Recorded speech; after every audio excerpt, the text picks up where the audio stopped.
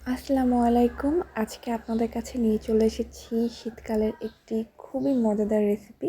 এখানে আমি 2টা কাঁচা কাঁচা টমেটো এভাবে চিকন চিকন ফালি করে কেটে নিয়েছি। তারপরে 4টা পেঁয়াজ কুচি করে নিয়েছি, 7-8টা মরিচ কেটে নিয়েছি এবং আলু এভাবে একটু মোটা মোটা করে কেটে সুন্দরভাবে হাত দিয়ে চটকে নিয়েছি সরিষার তেল দিয়ে।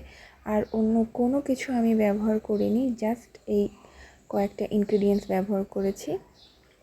আর এখানে আমি পরিমাণ মতো পানি দিয়ে দিয়েছি, আমার হাত থেকে ধোয়া পানিটাও আমি ব্যবহার করে দিয়েছি।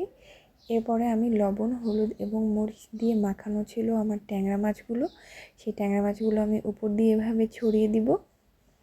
এই কাঁচা টমেটো দিয়ে ট্যাংরা মাছের একটা মিষ্টি মিষ্টি ঝোল, মানে মিষ্টি মিষ্টি না, একটা টকটক যেই মানে ঝোলটা থাকে, এটা খেতে যে কী টেস্ট, আপনারা বাসায় অবশ্যই ট্রাই করে দেখবেন।